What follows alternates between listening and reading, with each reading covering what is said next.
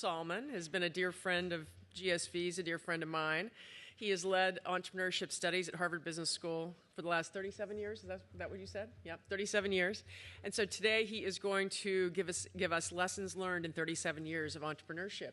And be ready with your Q&A, okay? So, thanks, Bill. Thank you very much. Wonderful to be here. Listening to the great struggle of all life, which is the distinction between correlation and causation. That's actually what all academics do. That's what I've tried to accomplish in my life, and it is still a work in progress.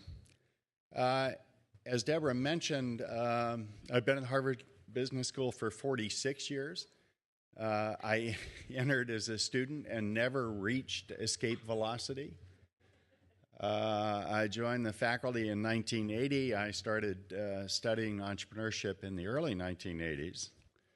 I developed a course called Entrepreneurial Finance, and I taught over the years 6,000 students. And I want to talk just a little bit about competency and grades, just for a moment. 6,000 students is a lot of students, and you should know one thing about Harvard Business School, which is there are 600 of those 6,000 students who are, to this very day, pissed off at me. And the reason is that I am required to give 10% of every class what's called a low pass or category 3. It's a failing grade. Now, these 600 students reveal themselves typically to me at cocktail parties. Someone will walk up to me and say, "You're the asshole who gave me the only low grade I got in my entire academic life." And then everyone, of course, says, "Well, what happens if you have a really good class?" And I always respond, "You'd be shocked, but there's always a bottom 10%. It's just an amazing regularity in the system. And if they've done well, I take credit for it by spurring them on to improve. If they've done badly, I say, proof. The grading system worked. So, entrepreneurship is one of those funny things. If I say, what is entrepreneurship, what comes to mind? Words. I mean, we have word clouds up here, but. Startup, risk, resilience, small business, innovation, founder. How about personality? Any? Okay. So look, there are a lot of words that people used for a long time. Schumpeter, all manner of economists and philosophers have tried to understand entrepreneurship. So how many people know someone who gets up each morning in search of risk?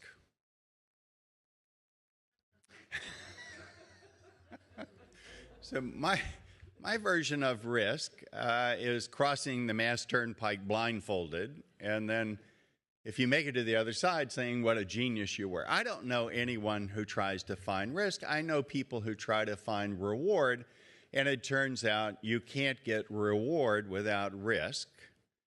And so I'll try to talk a bit about risk-reward management as opposed to risk avoidance or risk-seeking behavior, because I think that's a better way to think about it. Second issue about innovation. How many people here believe that Bill Gates invented the spreadsheet, the word processor, the operating system, the presentation graphics, the game console, or what am I missing? Al Gore did it, yes. I had forgotten there was a creation story that had truth, a ring of truth. The other thing I describe about my path at Harvard Business School is in 1974, I took a real estate course that had two fellow students, one named George Bush and the other named Mitt Romney. as fellow students. One of them was incredibly handsome, articulate, and you knew he would do well, and the other became the President of the United States. And so in this existential search for knowledge and wisdom and correlation and causation, I've been puzzling that one for a long time. One of the things that, so innovation is hard. I mean, because frankly, a lot of great entrepreneurs are in the execution business. They're taking ideas, they're hiring the right teams, they're raising the right money from the right people. They're doing a series of things that I think you would not describe as particularly innovative. Now, I think Bill Gates is one of the finest entrepreneurs in the history of the world. He's a great commercializer in many ways. One of his great innovations was bundling, which they did for the education market. And that turned out to create a compelling offering that beat all of the individual offerings like Lotus 1, 2, 3 or WordPerfect. I think founders a problematic definition of entrepreneurship only because it's really easy to start something. It's hard to build something interesting. So you have to have in mind a journey with a beginning, a middle, and an end. And if you only focus on the early process, it seems to me you miss most of what's interesting about the businesses we would all describe as successful or attractive or important. Someone once did research that said you had to have a domineering mother to be an entrepreneur. So just as a quick show of hands, how many of you had a domineering? I really don't want to know. Some of you, like you, Deborah, I know your mother.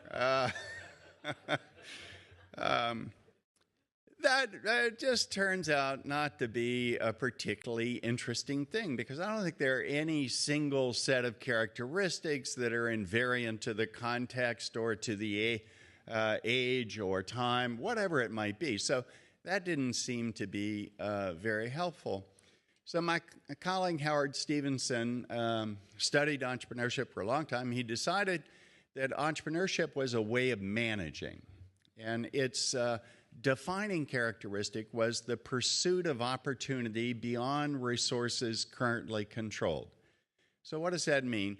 I might be in an existing enterprise, think General Motors in the 1970s, and as opposed to trying to find opportunities and then marshal the required resources, I'm really in the protect my business model, where I'm trying to create trade barriers. I'm trying to optimize the resources that I have under management. I'm behaving more like an administrator or a trustee.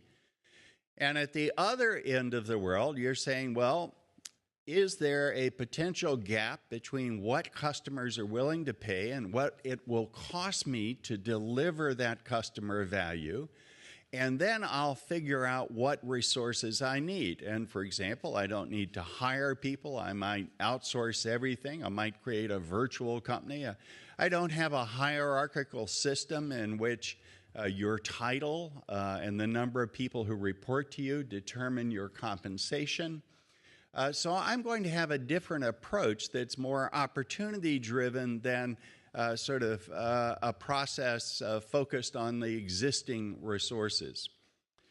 And that turned out to be liberating because you got out of this personality trait, you got out of this description of risk-seeking, you got out of innovation per se. Its question is, what's an opportunity? It's a gap, an idea about a gap between the present value of what customers will pay and the present value of all the outflows to employees or co-founders or suppliers or the government in taxes. It's a gap.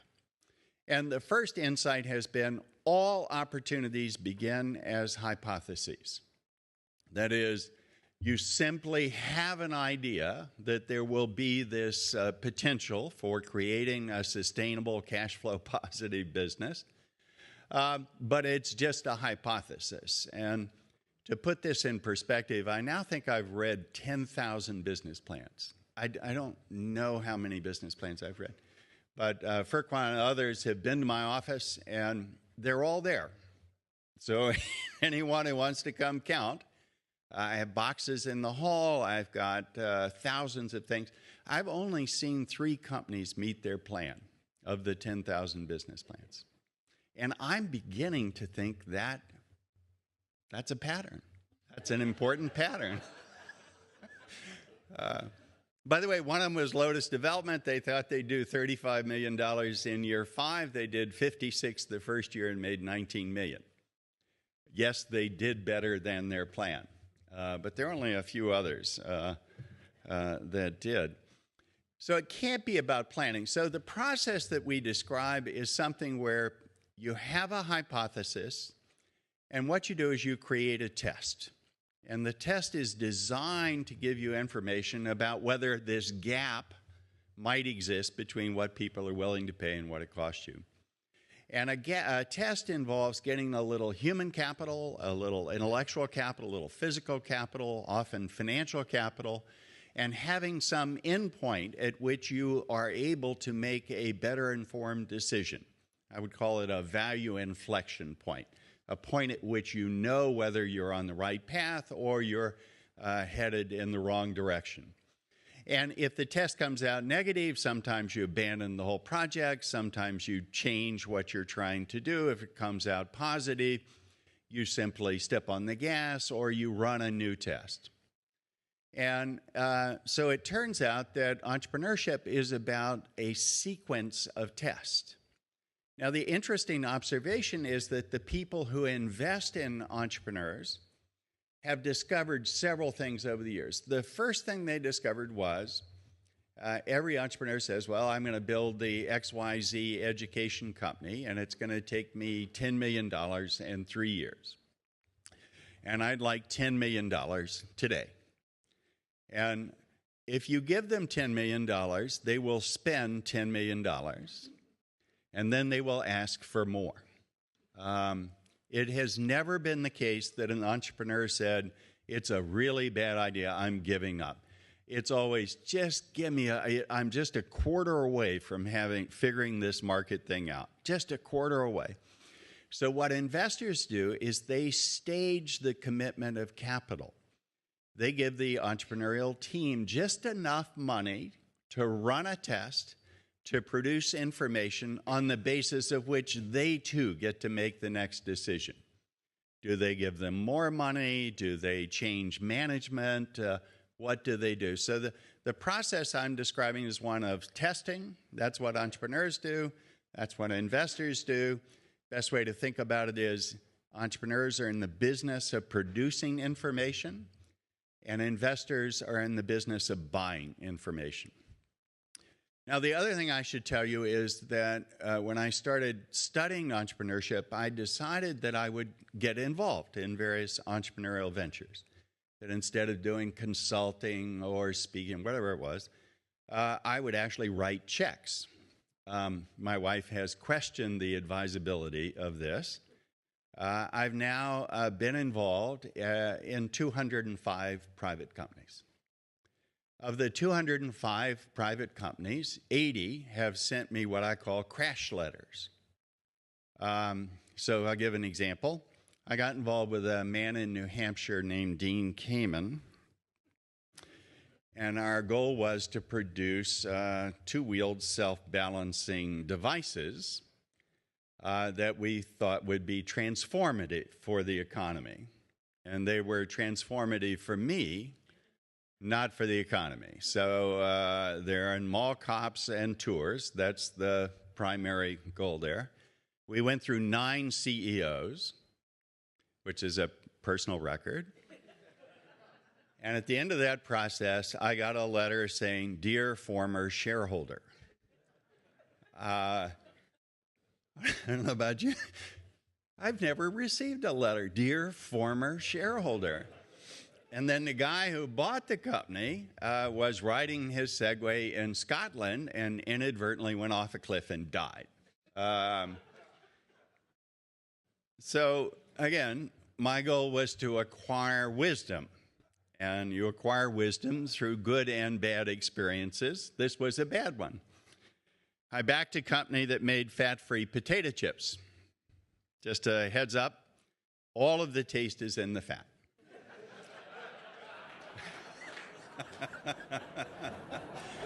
And if I had just listened to Carol, this tastes like crap. And she also had negative things to say about self-balancing two-wheeled devices. The only consumer test for which, by the way, was in my backyard, where we had 60 people riding Segways in my backyard with a guard out in the driveway. Which was, well, the other thing I should say is that there was a distinction between men and women. So women got on the Segway and went slowly and went in small groups talking to each other. What did men do? Raced, tried to jump off every single hill and bump in my backyard. We probably should have learned something. So fat-free potato chips. Then I invested in a company called Done, and it was. And I keep going because I've now invested in a company called Toast, and I'm a little frightened. But the point about reward is you don't get reward successful companies without investing in Louise's fat-free potato chips and Segway. And it turns out the distribution of outcomes is pretty constant across time. So today, in a professional venture capital fund, at least 50% of the ventures fail.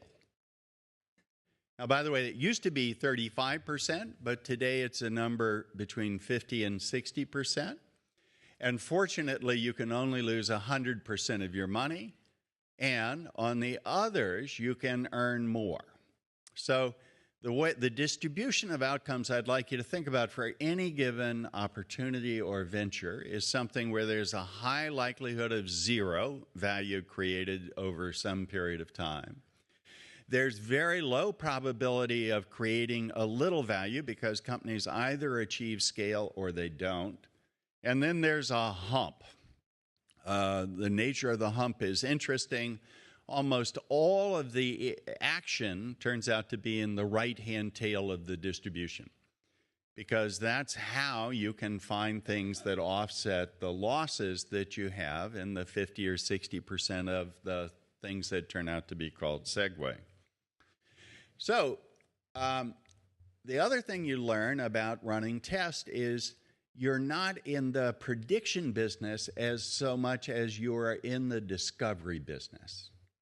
And your job as an entrepreneur is simultaneously to lower the likelihood of a goose egg or keep the losses lower if it is a goose egg and the time commitment lower if it's a goose egg.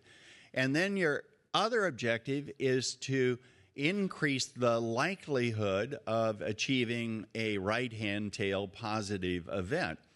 And the fundamental idea there is that you want to change the odds. You don't want to accept any probability distribution. The goal of management, the goal of creating teams, the goal of doing all the things we've described in the past day and a half is to change the likelihood and magnitude of success. So the other insight I had was you have to create a simple framework in order to have a way to approach any given venture or to understand the process of entrepreneurship. So I created a very simple model that has 4 elements. It's the people, the opportunity, the context, the set of things outside the control of the individuals involved, and the deal. And you could think about evaluating each of those individually. You could say, what have the people done? What have they accomplished? What's their experience? What are their networks? You could look at the opportunity and you could ask, does it have the potential for differentiation or a cost advantage? Are there network effects? Can you create entry barriers? You could look at the deal and describe how clever it was. Does it have a reverse upside down potable first child participating preferred? But the real issue in life is not looking at each of those individually, but rather asking, how do they relate to each other? Are these the right people for the opportunity? What do they know about creating scalable operations, say, in a restaurant business or in an education business? What's the context? What are the regulations? What's going on in the capital markets? I'll describe, for example, that SoftBank is a contextual tsunami in the world of entrepreneurship. It has weaponized finance. Every single decision people are making today has to reflect the fact that SoftBank is prepared to anoint and announce winners, and that affects the supply of human and financial capital to everyone else in a given market. So that's an example of a contextual shift. The deal where people often focus on, what valuation do I get? I have students who are constantly trying to maximize the valuation. Say, well, my company was valued at $1 billion. What they don't say is that it is triple participating preferred with a warrant position and debt. In which case, if they were to sell it for that number, that $1 billion valuation, they would get approximately $1.50 and a letter of recommendation. The other comment about experiments is, and they're really the fundamental rule of entrepreneurship, is don't run out of money. So running out of money is running out of time. And the way to think about that is you don't run out of money because you actually run out of cash in the bank. It's because you run out of trust. You have produced information about yourself, your team, your idea that causes people to lose faith, because the fundamental nature of entrepreneurship is you always need more money. They never give you enough money to get to this nirvana of cash flow independence. And so you run out of money when the value inflection points are such that the math doesn't work. You can't create and capture enough customer value to pay the people who give you their services as employees or their financial resources. So the goal here is don't run out of cash. So people, opportunity, context, deal. The other thing I did was I created a simple set of questions. What can go wrong? You can't believe how good students are at what can go wrong. You just can't believe the creativity they bring to bear. I don't know, sharks might circle, Trump might get elected, stuff that's really way out there. The second and related question is, what can go right? It turns out we are not good at what can go right. And everything in life is about what can go right and making it happen. And the third question is, how do I make what can go wrong less likely to occur, or if it does occur, kick me out of the game, cause me to run out of cash and time? How can I make what can go right more likely to occur? And in a sense, how do I then manipulate the team, the people inside and outside the organization? How do I change what the opportunity is, my strategy, my tactics, my positioning? How do I make sure that I have access to money not only today, but to run future tests, so I've not given away too much of the pie, I've not got terms that make it hard to raise money for the next round. So effectively, my goal is to maximize the likelihood and magnitude of success by changing the team, the opportunity, and the deal. So that's what I've learned about entrepreneurship over the years. It's a process I see played out everywhere in the world. Recently, I went to Brazil. I went to visit entrepreneurs in Brazil. So I went to visit a company. And it was a meeting of maybe the 40 top people in the company. Interesting company. They had started 6 years ago with the goal of trying to improve the payment system for small and medium-sized business. And they introduced me to the head programmer. And when the company started, he was 13. and he was still unable legally to drink. That company went public this last year and has a market cap of $6 billion. And what I want to say is it was a globally competitive company, probably one of the finest entrepreneurial ventures I have ever visited. And so the world as it has changed is entrepreneurship is a global phenomenon. The idea can come from anywhere. The money can come from anywhere. The markets can be anywhere. The production can be anywhere. And so we should imagine that what used to be a little bit more concentrated in certain geographic areas has now been democratized across the entire world. The second thing that's occurred is that the cost of experimentation is approaching zero. So think of programming tools, the ability to test and get feedback from the marketplace using the web. Think about Amazon Web Services. And so the other thing we'll see is that the amount of experimentation and entrepreneurial behavior in the economy is going to go up dramatically. And what I'm focused on there is not small business, but rather high potential entrepreneurship. Simply reimagining how something can get done. And that's what this whole room is about, is reimagining. In recent years, I've been giving two speeches. One is called Intergenerational Robbery. It's a really uplifting speech. It's about how politicians are using your grandchildren's money to buy votes. And the second speech, I've been asked not to give that speech anymore. Well, it does have a good slide revealing that Trump went to Wharton. The second speech I give is the Case for Hope, which is about entrepreneurs. And we have an infinite supply of problems in the world, but entrepreneurs view problems as opportunities. So in education and healthcare, we have a disastrous situation. So in the U.S., just to give two examples, there are 3 taxes that are completely unacknowledged and never talked about. One tax has to do with healthcare. We spend $5,000 extra per person and deliver mediocre results, and disproportionately bad for poorer people. They live with a degree of uncertainty and a degree of low health that simply is unacceptable. And I point out that there are 1.5 billion people in the world who would work for $5,000 per year, the amount that we waste in healthcare.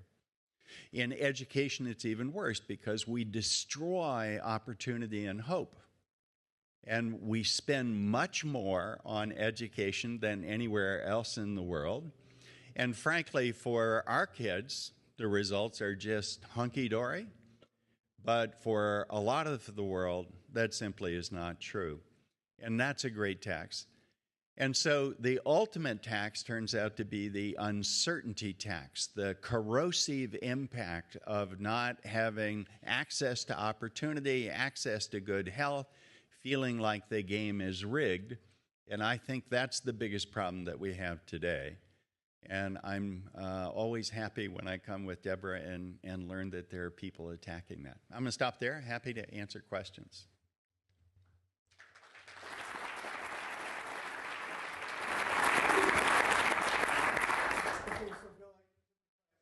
You didn't meet me, so don't worry. And I'm just wondering, how do you view the students today versus 20 years ago? What do you see different? I know there's a lot more you really want to go and do startups and entrepreneurial things. Your overall take on it? No, it's a great question. The students, first of all, it's a much more diverse crowd. They come from 70 countries. We're approaching 45% women. In other professional schools, that's reached parity or actually gone higher female to male. It comes from lots of different industries, so we're trying not to get all private equity people or all former consultants or all people who had the same experience. So I would say the richness and diversity of the classroom has improved. They used to come from Procter & Gamble and Ford and General Electric, and as you can imagine, that's no longer true. Google and Facebook have replaced Procter & Gamble and GE. So, and the risk-averse jobs they go to turn out to be called Google and Amazon and Facebook. So they don't go, consultants have been unable to hire. McKinsey used to hire the top 100 ranked students. They struggle to hire people. Investment banks used to, in 1987, they hired 35% of the class. They hired no one last year. Hedge funds and other private equity, so the shift in where people think they can make their mark has changed. And then, as you correctly point out, many more are interested in early stage companies or in starting their own. Now, what we've done is we've created the Harvard Innovation Lab. That is a place where you have hands-on experience with running the first test, which is, does this idea make sense? How can we get feedback from customers? How can we decide whether or not an idea is feasible? We have lots of courses. We went from having 3 faculty members who were not highly regarded, I among them, to a group of 35 people teaching in entrepreneurship. And again, my job is not to have people go start a company, because many people ought to learn something first. They ought to understand the problems and opportunities in an industry, learn how to manage people, learn how all the things that we were talking about this morning. So roughly 7% of the students start companies, probably 10 to 11% go into earlier stage companies. More students now go to San Francisco than to New York. By the way, they're going to live in a very small space, and they're going to spend a lot of time in a high-speed internet bus commuting, and their life is going to suck. By the way, just as an aside,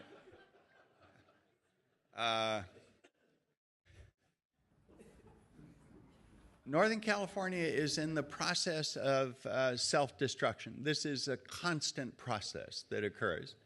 And for startups, it's very hard, because Google and Facebook and Microsoft, everyone is true right here in Kendall Square, are willing to pay salaries that are infeasible if what you're trying to do is to run a test with really competent people who are prepared to risk something, not get that $250,000 or $300,000 guaranteed job. So that's the other contextual shift in entrepreneurship that I think is interesting. I'm optimistic about lots of other places for entrepreneurial action. Yeah. Over time, what have you come to learn are the 2 or 3 most important characteristics of an entrepreneur that indicate possible success? So I don't think there's a full set. First of all, I've learned that all opportunities are based on people, and all problems are people problems. So you go from your early business education imagining that if you can model the financial numbers better, life will be great. And you learn that they're all people issues. So the folks who can recruit, retain, and organize teams to have a strong, supportive culture. By the way, Katie did a fabulous job this morning. I wanted to work for her. I wanted to hire her. I wanted to get her to teach. But I would say having that kind of person, having that mentality about what you're trying to accomplish, having it be more than just making money, having it be a life, something that has value, is important. Curiosity. and the willingness to ask why not. I teach a whole series of things about how do you find an opportunity, and often it's just question-based, like why does it take so long? Why does it cost so much? Why are these assets sitting idle 97% of the time? What could we do with that asset?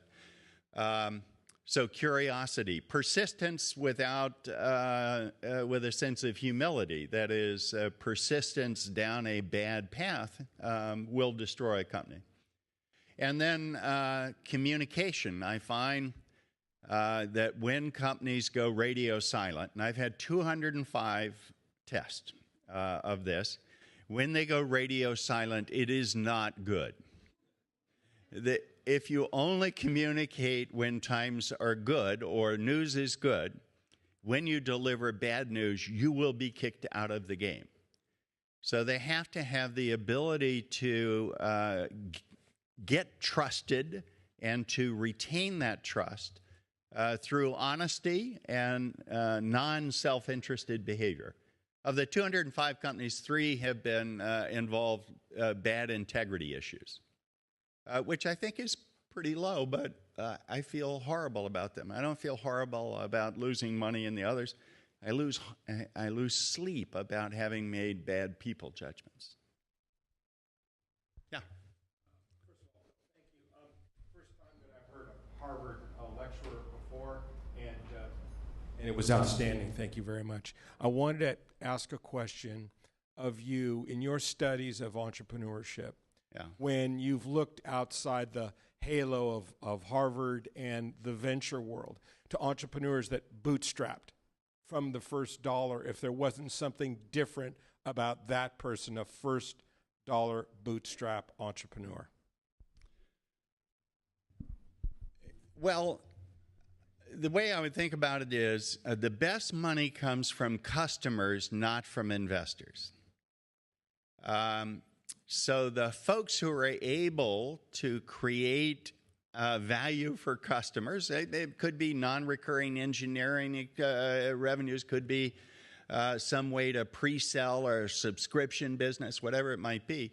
I have enormous respect for them, but what I've learned is that your choices are not always yours to make, by which I mean there are some companies that do have to try to grow more rapidly. If you're in a network effects business or something where the value rises exponentially as you add customers or suppliers arithmetically, you don't have the luxury of saying, I want to retain control, I want to bootstrap this, because you will be blown out of the water. So I think the comment I would make is there is no requirement that you go to high school and finish high school. There's no requirement you go to college. There's no requirement you have an MBA. There's no requirement you have a technical degree. There is a requirement that you find a way to create and capture customer value.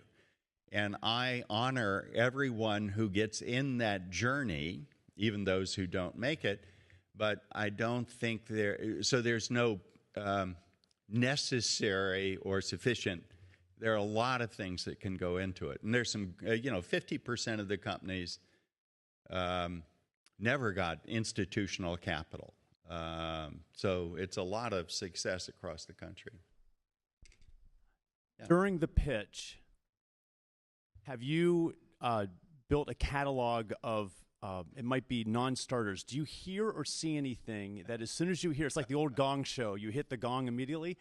And is there anything that you see and hear during the pitch that cause you to lean in and listen more? Oh, God. Well, first of all, remember, I have a small investment committee. I'm it. There are no limited partners. Well, I mean, Carol's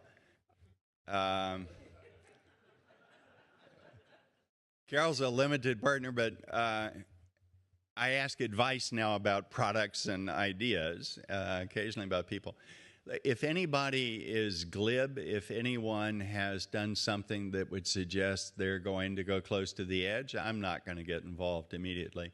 almost all of my decisions are not because they're almost always people I think can do something special, and it's almost always a team. I rarely have individuals come into my office, almost always a team. Second, they have to be realistic about the process. If they don't understand that when I invest, I fully anticipate I will have more opportunities to invest, and that they will come sooner than they expect. And I try to give them that advice. So if they've got a truly stupid idea, which happens maybe 5% of the idea, I wish them good luck. I send them down the river here to MIT. That's not true. But you know, every business plan I ever read said we conservatively project. We took our best estimate and divided by 2. 3 out of 10,000 plans have met their numbers. So anyway, it's people I would get on a journey with, and a journey that's going to have good, bad, ugly, and moments at which, by the way, I can be helpful because I have experience and connections. So, yeah, Deborah. A close relationship with, through HBS, I assume, is Ray Dalio. And obviously culture and a big part of our conversation here is around that. Could you just make a few observations about Ray and his unique culture and how he's Okay, so just people who don't know, Ray started Bridgewater, this money management firm's largest hedge fund now in the world, $160 billion. Ray has this radical transparency model. You can't talk about someone unless they're there in the room. Every conversation is recorded. Every conversation is accessible by everyone. Right now, he's got an iPad app, so during a meeting like this, you would be giving me red, green, yellow feedback, and I might be able to see that in real time. And so a lot of people think, well, that's nuts. I mean, that's just taking all of this too far. And what I would say is half the people who come to Bridgewater to get a job leave within the first year, and half stay for a very long period of time. And the culture works, but only for the people who buy into the model that they're going to get radical positive and negative feedback, that the worst thing they can do is hide a mistake. The best thing they can do is talk about the mistake and how they're going to fix it. And the organization is going to function as an entity that has this deep operating system. What Ray has created is an operating system. And I've been in conversations with other tremendously successful people in Ray, and they all look at each other like they're from a different planet. Like the whole idea of transparency is something some people don't accept. But it works. And the one thing I would say, you have to have a culture that works. It attracts the right people. It retains the right people. It gives the right kind of feedback. And if you can't create that system in your own image and light, then you will fail. And so what I admire about Ray is that he's thoughtful about the process. He's articulated the process. There is no uncertainty about how people will be evaluated. And it works. By the way, let me just make one more comment about Jeff Bezos, someone I've also spent time with. And what I have, other than his most recent texting behavior, which is problematic, Jeff is the single best experimentalist I've ever met. The most curious person. So he's constantly running tests to figure out if there's a way to create and capture value. And he, too, has built an operating system inside of Amazon that's as effective as any operating system I've ever seen. But it's about following a set of rules to deliver customer value. Does it increase the breadth of choice? Does it lower price? Does it occur quicker? And frankly, I think that's another example of a culture that sustains and continues to focus on opportunity. So I'm thankful. Yes. Yes, Deborah. We're going to the next thing. Thank you all very much.